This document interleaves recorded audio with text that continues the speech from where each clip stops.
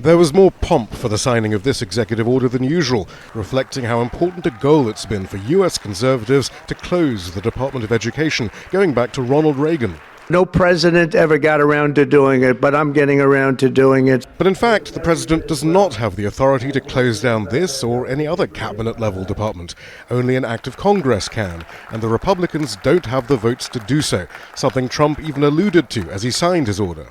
Everybody knows it's right, and the Democrats know it's right, and I hope they're going to be voting for it because ultimately it may come before them. Trump presented his actions as an attempt to raise standards. After 45 years, the United States spends more money on education by far than any other country, and spends likewise by far more money per pupil than any country, and it's not even close. But yet we rank near the bottom of the list in terms of success.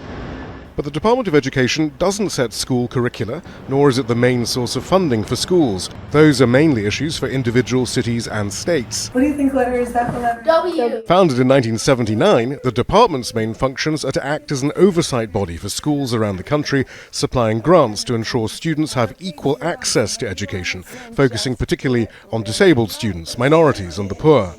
Observers say the executive order isn't really about educational standards. This is an assault on our kids' futures, and it's playing chicken with a constitutional crisis and, frankly, using kids as props in this moment to make a political spectacle is unacceptable for American families.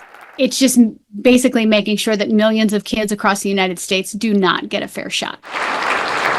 What the Trump administration has already done is begin the process of firing almost half of the department's workforce. The order will be challenged in court, as so many of Donald Trump's executive orders are, and that is the goal, ultimately to get the conservative-leaning Supreme Court to rule on Donald Trump's theory that the president has enormous executive authority to shrink the federal government. Shihab, Rattansi, Al Jazeera, the White House. Make sure to subscribe to our channel to get the latest news from Al Jazeera.